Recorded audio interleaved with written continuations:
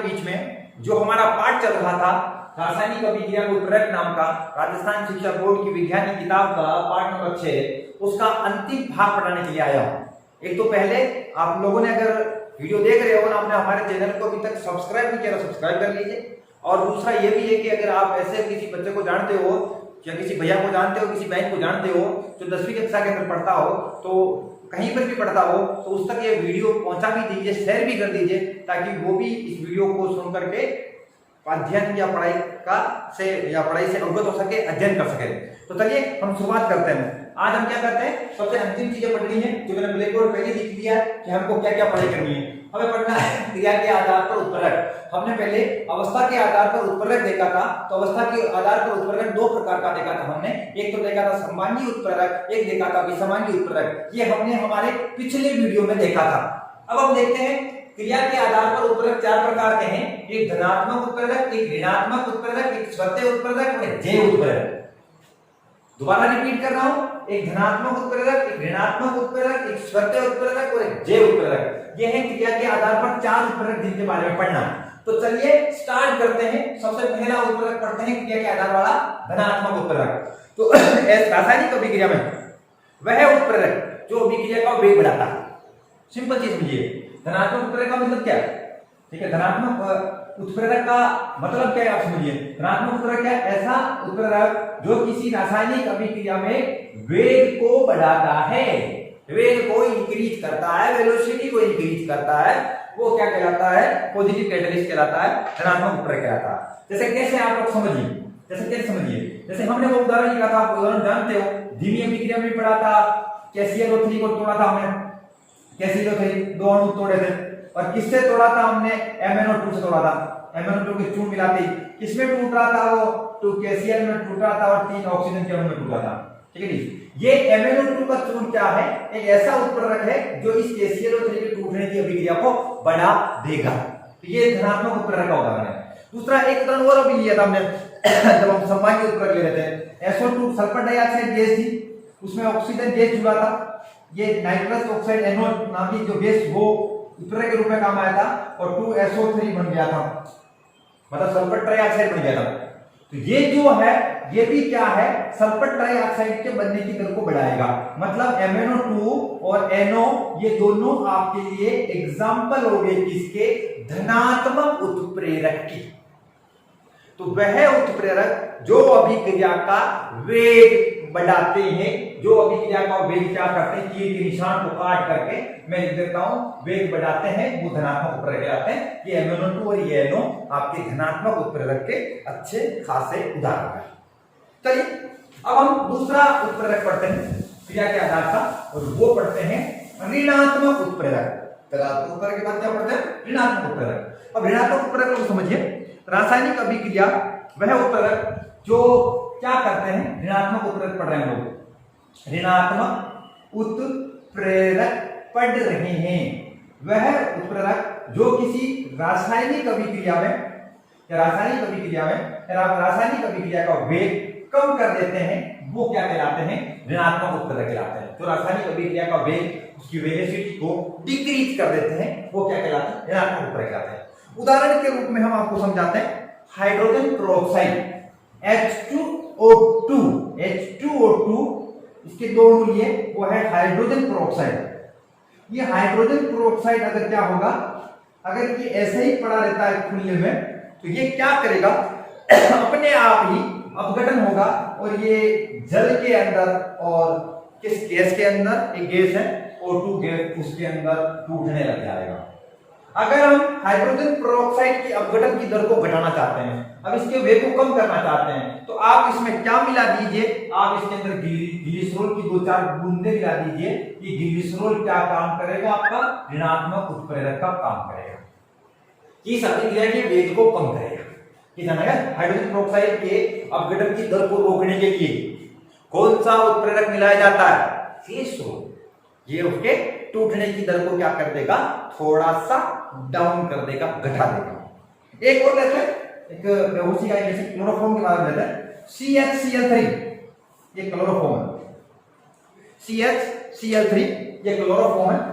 ये क्लोरोफॉर्म अगर खुले में पड़ा रहेगा इसके दो ले लीजिए, तो ये खुले में ऑक्सीजन से क्रिया कर बैठेगा और ऑक्सीजन से क्रिया करके एक जहरीला पदार्थ होता है COCl2 जिसका नाम है फोस्जीन, और एक जहरीली गैस फोस्जीन बनाने लग जाएगा। इसके दो ले लीजिए, ठीक है, COCl2, साथ में ये HCl अम्ल बना देगा, ये HCl, ये स्वतः क्या होगा, ये अभिक्रिया होने लगेगी। अगर क्लोरोफॉर्म खुले में पड़ा रहेगा तो वह जहरीली गैस फोस्जीन बनाने लग जाएगा। अगर इसकी अभिक्रिया का हमें कम करना है, वो फोस्जीन थोड़ा कम बने, तो इसके लिए आप इसमें क्या मिला दीजिए, C2H5OH। ये C2H5OH क्या है, एथेनॉल मिला दीजिए। अल्कोहल का फॉर्मूला है, अल्कोहल का एथेनॉल है, ये एथेनॉल मिला दीजिए। एथेनॉल की कुछ बूंदे मिला दी तो ये क्लोरोफॉर्म ऑक्सीजन से क्रिया करना थोड़ा कम कर देगा। तो ये आपको जानकारी होना चाहिए। तो आपको आपकी किताब के अकॉर्डिंग, जो किताब में लिखा उस अकॉर्डिंग ग्लिसरॉल हाइड्रोजन पेरोक्साइड के अपघटन की दर को डाउन करेगा, कम करेगा, और ये क्लोरोफॉर्म O2 से क्रिया करने की दर को, उसकी अभिक्रिया की दर को थोड़ा कम करेगा, वो है एथेनॉल, और फोस्जीन कम बनाएगा। तो ये आपके दोनों जो है वो आपके क्या है, ऋणात्मक उत्प्रेरक के उदाहरण है। तो ऐसे उत्प्रेरक जो किसी रासायनिक अभिक्रिया के वेग को कम करते हैं वो ऋणात्मक उत्प्रेरक कहलाते हैं, और जो किसी रासायनिक अभिक्रिया के वेग को बढ़ाते हैं वो धनात्मक उत्प्रेरक कहलाते हैं। तो चलिए ये भी हमने मिटा दिया। तो ग्लिसरॉल और एथेनॉल ये आपके दो ऋणात्मक उत्प्रेरकों के उदाहरण हैं। अब ग्लिसरॉल किस प्रकार की अभिक्रिया में काम आ रहा है और एथेनॉल किस प्रकार की अभिक्रिया में काम आ रहा है, ये आपको जानकारी में हो गया होगा। तो चलिए अब आगे और लेते हैं, और आगे कौन सा लेते हैं, क्रिया के आधार पर उत्प्रेरक नंबर 3, मतलब स्वतः उत्प्रेरक के बारे में जानकारी लेते हैं। तो चलिए हमें पढ़ना है स्वतः उत्प्रेरक। स्वतः उत्प्रेरक उदाहरण एकदम बड़ा फेमस उदाहरण है CH3COO2H5। ये एस्टर का फॉर्मूला है साहब जी, जिसको क्या बोलते हैं बताएं आपको, एथिल। C2H5 को बोलते हैं एथिल, और बाकी की चीज एसीटेट है जिसको एथिल एसीटेट बोलते हैं, एथिल एसीटेट। ये C वाला ऐसा लगा दो, बोले या यूं लगा तो नहीं पड़ता, एसीटेट, एथिल एसीटेट, ठीक है जी। किससे क्रिया की इन्होंने, इससे क्रिया की इन्होंने जल से, H2O। तो ये C2H5 और इधर का OH लेकर के ये तो बन गया C2H5OH, जो क्या है एथेनॉल बन गया, और पीछे क्या बचा CH3COH, और यहाँ OH निकल गया और एक H बच गया, क्या बचा CH3COO और ये H, ये क्या बन गया एथेनॉल कमल, या ये समझ लो एसिटिक अम्ल।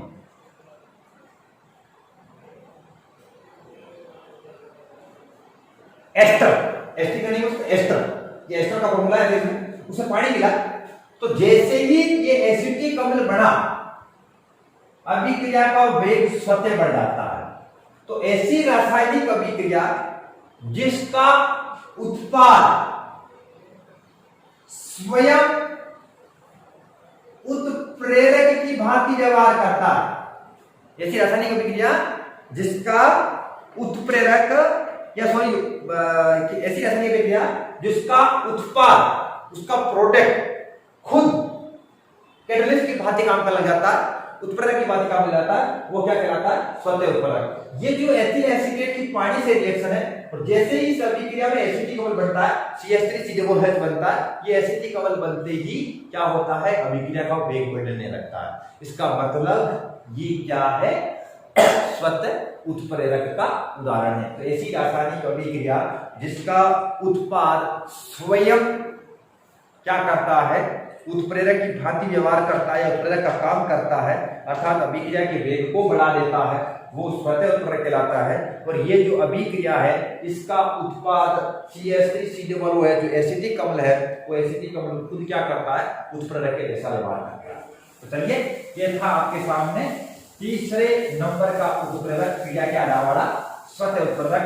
और अब हम चौथे वाला लेते हैं, और चौथे वाला कौन सा ले रहे हैं, चौथे वाला हम ले रहे हैं वो है जैव उत्प्रेरक। अब जैव में तो आप लोगों ने पाचन तंत्र पढ़ाई है, वहां पर खूब सारे उत्प्रेरक आपने एंजाइम पढ़े होंगे।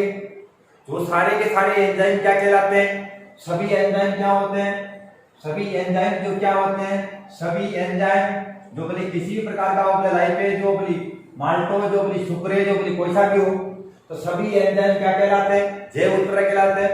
तो किसी भी रासायनिक अभिक्रिया में, वो भी रासायनिक अभिक्रिया में नाम जन जोड़ो, किसी भी जैव रासायनिक अभिक्रिया में, जैव रासायनिक अभिक्रिया में, किसी भी जैव रासायनिक अभिक्रिया की गति बढ़ाने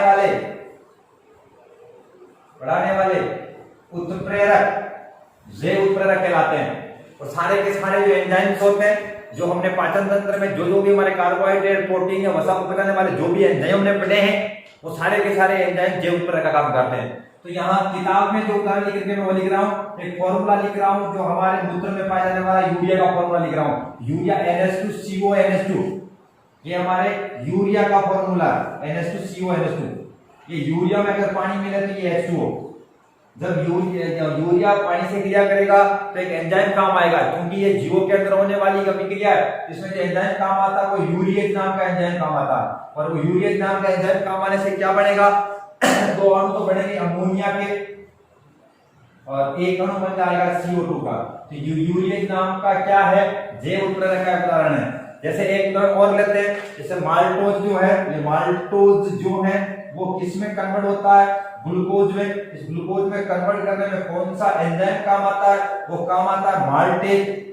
सुक्रोज भी बदलता है ग्लूकोज में तो सुक्रेज, लैक्टोज भी बदलता है ग्लूकोज में तो वो लैक्टेज। वो इतने नाम तो है नहीं हमारे जहां पर सिलेबस में, जो नाम आया वो क्या है? ये माल्टेज क्या करता है? माल्टोज को कन्वर्ट करता है ग्लूकोज में। माल्टोज और ग्लूकोज की क्रिया किसमें होती है? जीवों में। तो जैव रासायनिक अभिक्रिया है, जैव रासायनिक अभिक्रिया में जो उत्प्रेरक काम आता है वो क्या कहलाता है? जैव उत्प्रेरक। तुम्हारी किताब में यूरिएज और माल्टेज नाम के जैव उत्प्रेरक के माध्यम से जैव उत्प्रेरक को समझा रखा है, इन जैव एंजाइमों के माध्यम से रखा है। तो लीजिए, ये आपके पास क्या हो गया? जैव उत्प्रेरक की जानकारी उदाहरण सहित हो गई। तो चलिए हम पाठ को थोड़ा और आगे बढ़ाते हैं और उसका समापन की तरफ बढ़ते हैं। उससे पहले का एक टॉपिक पढ़ने पहले उत्प्रेरक वर्धक और उत्प्रेरक विष। आपको एक जानकारी ये होनी चाहिए कि उत्प्रेरक वर्धक ऐसे पदार्थ होते हैं या उत्प्रेरक विष ऐसे पदार्थ होते हैं जो केवल और केवल उनका काम है उत्प्रेरक की क्रियाशीलता को बढ़ाना। क्या कहना समझ रहे हो? उत्प्रेरक की क्रियाशीलता को बढ़ाना। तो जो एक तो पढ़ना है अपने को उत्प्रेरक वर्धक, उत्प्रेरक वर्धक। एक पढ़ना है अपने को उत्प्रेरक विष, उत्प्रेरक वर्धक। और एक पढ़ना है अपने को उत्प्रेरक विष। तो उत्प्रेरक वर्धक के लिए समझ लेते हैं, ऐसे पदार्थ जो अभिक्रिया मिश्रण में उत्प्रेरक के साथ मिलाए जाते हैं, जो अभिक्रिया मिश्रण में उत्प्रेरक के साथ मिलाए जाने वाले पदार्थ जो केवल और केवल उत्प्रेरक की क्रियाशीलता को प्रभावित करते हैं। खुद उत्प्रेरक नहीं है, ये खुद उत्प्रेरक नहीं है, केवल और केवल उत्प्रेरक की क्रियाशीलता को प्रभावित करते हैं। जो उत्प्रेरक की क्रियाशीलता को बढ़ाते हैं क्या कहलाते हैं? उत्प्रेरक कहलाते हैं। ऐसे पदार्थ जो किसी रासायनिक अभिक्रिया में उत्प्रेरक के साथ मिलाए जाते हैं और जिनका काम केवल उत्प्रेरक की क्रियाशीलता को बढ़ाना होता है, वो उत्प्रेरक वर्धक कहलाते हैं। ठीक है, जो उत्प्रेरक की क्रियाशीलता को बढ़ाने के लिए उत्प्रेरक के साथ मिलाए जाने वाले पदार्थ उत्प्रेरक वर्धक कहलाते हैं। और वो पदार्थ खुद उत्प्रेरक नहीं होते हैं, खुद कैटलिस्ट नहीं है, ये जरूर ध्यान रखना चाहिए। जैसे कुछ उदाहरण के रूप में हम आपके दोबारा बताते हैं। आपने अमोनिया बनने की समीकरण पढ़ा होगा, जिसमें आपने नाइट्रोजन गैस 3 हाइड्रोजन गैस से क्रिया करती है तो 2 अणु अमोनिया के बनते हैं। ये आपने उदाहरण है, आपको पता है। आपने इसमें आयरन नाम का उदाहरण पढ़ा था विषमयी उदाहरण पढ़ते समय। अगर ये आयरन नाम तो उत्प्रेरक है, लेकिन आप जैसे इसमें मोलिब्डेनम का थोड़ा बुरा मिला दोगे, चूरा मिला दोगे MO का, तो ये MO क्या करेगा? उत्प्रेरक की क्रियाशीलता बढ़ाएगा। तो यहाँ पर ये MO क्या है? उत्प्रेरक वर्धक है, जिसने आयरन की क्रियाशीलता को, उसकी एक्टिविटी को इंक्रीज कर दिया, उसको बढ़ा दिया। तो समझ में आ गया जी? तो जो उत्प्रेरक की क्रियाशीलता बढ़ाने के लिए उत्प्रेरक के साथ मिलाए जाते हैं, जो खुद उत्प्रेरक नहीं होते हैं, जो केवल उत्प्रेरक की क्रियाशीलता बढ़ाते हैं, वो उत्प्रेरक वर्धक कहलाता है। ये मोलिब्डेनम उसी का उदाहरण है। एक और उदाहरण हम आपके बीच में रखते हैं। आपने वो वाला भी समझा होगा कि वनस्पति तेल में अगर आप हाइड्रोजन से क्रिया कराएं तो आपके पास बनता है वनस्पति घी। ठीक है, ये भी आपने विषमांगी उदाहरण में पढ़ा था। आपने कौन सा लिया था? निकेल उत्प्रेरक का माता। अब ये निकेल उत्प्रेरक क्या है? उत्प्रेरक है। अगर इसकी क्रियाशीलता बढ़ाने के लिए आप उसमें 2-4 तांबे के टुकड़े मिला सकते हो। तो कॉपर क्या है? किस अभिक्रिया का उत्प्रेरक वर्धक है? इस वनस्पति तेल की हाइड्रोजन से क्रिया करने का। तो निकेल की उत्प्रेरक जैसे उत्प्रेरक की क्रियाशीलता बढ़ाएगा, तो ये कॉपर क्या हुआ? उत्प्रेरक वर्धक हुआ। तो ध्यान में आया, ऐसे पदार्थ जो उत्प्रेरक के साथ मिलाए जाते हैं और जो केवल उत्प्रेरक की क्रियाशीलता, अभिक्रिया का भी एक परिणाम नहीं है, उत्प्रेरक की क्रियाशीलता को प्रभावित करते हैं, उसको बढ़ाते हैं, वो क्या कहलाते हैं? उत्प्रेरक वर्धक कहलाते हैं। मॉलिक्यूलर में कॉपर के नाम आ रहे हैं। अब और देखिए, आपको सभी आपने को पढ़ा उत्प्रेरक विष। तो ऐसे पदार्थ जो उत्प्रेरक के साथ मिलाए जाते हैं, उत्प्रेरक के साथ ऐसे मिलाए जाने वाले ऐसे पदार्थ जो उत्प्रेरक की क्रियाशीलता को कम कर देते हैं, क्रियाशीलता को क्या कर देते हैं? कम कर देते हैं। ये ध्यान रखिए, क्रियाशीलता क्या कर देते हैं? कम कर देते हैं। क्या कहलाते हैं साहब जी? उत्प्रेरक विष कहलाते हैं। अब ये जो आपका उदाहरण है, उसी उदाहरण को दोबारा लेता हूं। उदाहरण यह है कि नाइट्रोजन की गैस 3 हाइड्रोजन की गैस से क्रिया करके 2 अमोनिया बनाता है। इस समीकरण को पूर्ति के लिए आयरन नाम का आपको क्या होना चाहिए? आयरन नाम का आपके पास ठीक किया चाहिए क्या? उत्प्रेरक चाहिए। अगर आप मोलिब्डेनम मिला दोगे तो उत्प्रेरक की क्रियाशीलता बढ़ जाएगी। अगर आप इस आयरन के अंदर आप मोलिब्डेनम नहीं मिलाएं, carbon monoxide CO, carbon monoxide ये मिला दोगे तो उत्प्रेरक की क्रियाशीलता, आयरन की जो क्रियाशीलता वो घट जाएगी। तो कार्बन मोनोऑक्साइड क्या हो गया साहब जी आपके लिए? CO, उत्प्रेरक विष का उदाहरण हो गया। तो लीजिए, उत्प्रेरक विष के रूप में कार्बन मोनोऑक्साइड पढ़ना है जो आयरन की क्रियाशीलता को घटा देगा। आयरन अमोनिया निर्माण की अभिक्रिया का उत्प्रेरक है। तो अगर मोलिब्डेनम क्या है?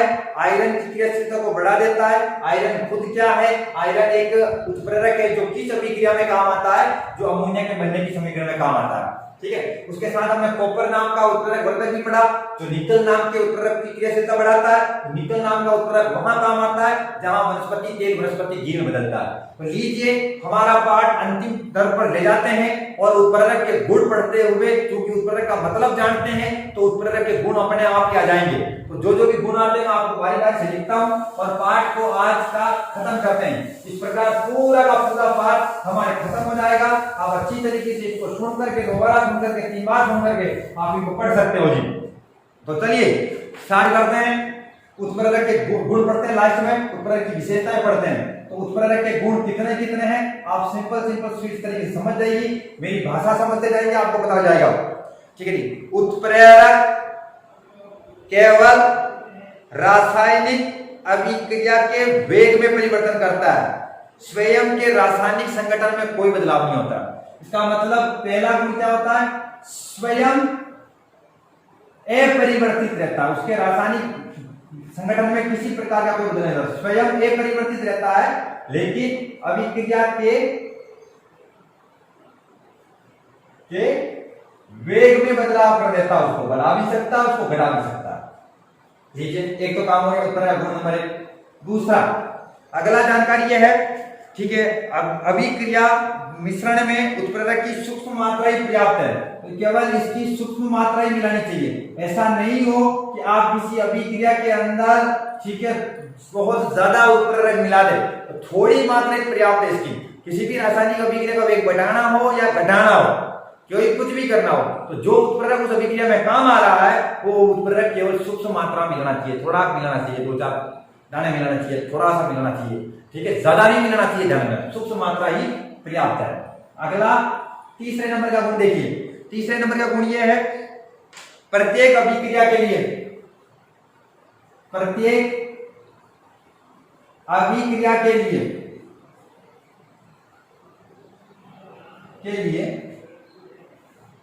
एक विशिष्ट उत्प्रेरक होता है, विशिष्ट उत्प्रेरक होता है, और वही उत्प्रेरक फिर क्या करेगा? उस अभिक्रिया को संपन्न करा देगा। जैसे आप अभी समीकरण लिख रहे थे, नाइट्रोजन के साथ हाइड्रोजन गैस मिला रहे थे और हाइड्रोजन गैस मिला करके 2 अणु अमोनिया के बना रहे थे। अब इस अभिक्रिया को उत्प्रेरित करना है, इसके वेग को बढ़ाना है, तो आप लोग क्या करोगे, आयरन मिलाओगे तो ही ये होगा। अगर आप यहाँ पर कह दोगे तो निकल मिला के काम चला दूंगा तो नहीं चलेगा, ये मिलाओगे तो ये चलेगा, इससे नहीं चलेगा। इसका मतलब जैसे आपने वो पढ़ा कि वनस्पति तेल लगा रहे थे, वनस्पति तेल के साथ आप H2 क्रिया करा रहे थे और फिर यहाँ पर वनस्पति आप क्या बना रहे थे, घी बना रहे थे, तो इसमें निकल उत्प्रेरक ही चाहिए। आप कहोगे मैं इसमें कोई अलग प्रकार का एलिमेंट डाल करके अलग प्रकार का उत्प्रेरक डाल के अभिक्रिया संपन्न कराऊंगा, नहीं होगा। तो किसी विशिष्ट अभिक्रिया के लिए विशिष्ट उत्प्रेरक चाहिए, ये भी आपको गुण की जानकारी होनी चाहिए। अगला गुण और देखिए, गुण नंबर 4, उत्प्रेरक ना तो अभिक्रिया ने शुरू करता है ना अभिक्रिया खत्म करता है, इसका मतलब उत्प्रेरक जो है, ये उत्प्रेरक क्या करता है, अभिक्रिया को स्टार्ट नहीं करता, अभिक्रिया प्रारंभ नहीं करता, ये केवल अभिक्रिया का वेग बढ़ाता है। ये क्या करता है, केवल वेग को बढ़ा सकता है, ये वेग में कुछ परिवर्तन कर सकता है, बाकी आप ये समझो कि आरंभ ये नहीं करेगा, साहब स्टार्ट करना इसका काम नहीं है, वो चल रही क्रिया को बढ़ा देना घटा देना उसका काम, ये ध्यान रखना चाहिए। अगला और दिखाते हैं आपको, अगर कोई उत्क्रमणीय अभिक्रिया है, आप समझते हो उत्क्रमणीय अभिक्रिया, ठीक है, ऐसी अभिक्रिया जो दोनों दिशाओं में होती है, जिसका चिन्ह ऐसा होता है, ऐसे भी चल रही है, ऐसे भी चल रही है, ये अग्र अभिक्रिया है, ये जिससे अभिकारक से उत्पाद बन रहा है, ये प्रतीप अभिक्रिया है, जिससे उत्पाद से क्या बन रहा है साहब जी, अभिकारक बन रहा है। तो मेरी बात समझिए, कोई भी अभिकारक जो है, जैसे कोई भी उत्प्रेरक पढ़ रहे हैं, तो कोई भी उत्प्रेरक जो है वो अभिकारक से उत्पाद उतना बना रहा है जितना उत्पाद से अभिकारक भी बनाएगा। इसका मतलब आप समझ जाओ, ये अग्र व प्रतीप दोनों अभिक्रियाओं को समान रूप से प्रभावित करता है। ये अग्र जिसमें अभिकारक उत्पाद बदलते हैं वो अग्र, और जिसमें उत्पाद अभिकारक बदलते हैं वो प्रतीप, दोनों अभिक्रियाओं को क्या करता है, क्या दोनों अभिक्रियाओं के वेग को ये समान रूप से प्रभावित करता है। कौन, ठीक है, अग्र व प्रतीप अभिक्रिया के वेग को समान रूप से प्रभावित करता है, समान रूप से प्रभावित करता है। कौन करता है जी, उत्प्रेरक करता है। और अंतिम चीज बता देते हैं, एक निश्चित ताप पर ही, एक निश्चित ताप पर ही, निश्चित नहीं लिख पाए हम, अब लिख देते हैं, एक निश्चित ताप पर ही उत्प्रेरक क्रियाशील होता है। तो जिस टेम्परेचर पर वो काम करेगा उसी टेम्परेचर पर काम करेगा, हर किसी टेम्परेचर के उत्प्रेरक काम नहीं करेगा। दोबारा पढ़ लीजिए, उत्प्रेरक हमेशा अभिक्रिया का वेग बढ़ाते हैं, स्वयं अपरिवर्तित रहते हैं। उत्प्रेरक किसी भी अभिक्रिया में मिलाने के लिए सूक्ष्म मात्रा ही पर्याप्त है। प्रत्येक अभिक्रिया के लिए एक विशिष्ट उत्प्रेरक चाहिए, ये आपको जानना चाहिए। तो उत्प्रेरक अभिक्रिया को कभी स्टार्ट नहीं करता है, वो केवल वेग बढ़ा देता है। अगर अभिक्रिया और प्रतीप अभिक्रिया जो उत्क्रमणीय अभिक्रिया में होते हैं, दोनों में उत्प्रेरक समान रूप से प्रभावित करता है। और अंतिम प्रकार बात यह है, प्रत्येक उत्प्रेरक क्या होता है, एक निश्चित ताप पर ही एक्टिव होता है, उसी पर सक्रिय होता है। लीजिए, हमने भौतिक रासायनिक परिवर्तन की चर्चा करते हुए, रासायनिक समीकरण की विशेषताएं जानते हुए और लगभग संयुग्मन अपघटन वाली 1-2, उसके बाद विस्थापन द्विविस्थापन वाली 3-4, धीमी और तीव्र अभिक्रिया वाली 5-6, उसके बाद यह उत्क्रमणीय और अनुत्क्रमणीय वाली 7-8, ऑक्सीकरण अपचयन को समझने के बाद रेडॉक्स वाली 9 और उदासीनीकरण वाली 10। तो 10 रासायनिक अभिक्रियाओं को जानने के पश्चात हमने उत्प्रेरक जाना था, उत्प्रेरक के प्रकार जाने थे, अवस्था के आधार पर, आज पढ़ा था क्रिया के आधार पर, और लास्ट के अंदर उत्प्रेरकों को ही प्रभावित करने वाले उत्प्रेरक वर्धक और उत्प्रेरक विष को समझने के पश्चात हमने अंत में क्या पढ़ा था, तो हमने अंत में पढ़ा था उत्प्रेरक के गुण। इस प्रकार हमारा जो पाठ था, जिसका नाम रासायनिक अभिक्रिया में उत्प्रेरक था, पूरे के पूरे पाठ के सारे वीडियो आज का 8वें नंबर के वीडियो में हमने यहाँ पे खत्म कर दिए। आप जरूर पढ़िए, आपके आज अड़ोस पड़ोस में आप किसी जानने वाले हो, कोई बाहर जिसको कोई जानते हो, अगर वो रिश्तेदार हो या कोई 10वीं में पढ़ता हो, तो उस तक भी ये वीडियो का लिंक पहुंचाइए, वो भी कम से कम इस पढ़ाई का फायदा उठा सके, इस वीडियो को देख सके और वो भी पढ़ सके। अभी के लिए केवल बस इतना ही। मैं नारायण लाल खारोड, आदर्श विद्या मंदिर, करेड़ा, जिला भिलवाड़ा।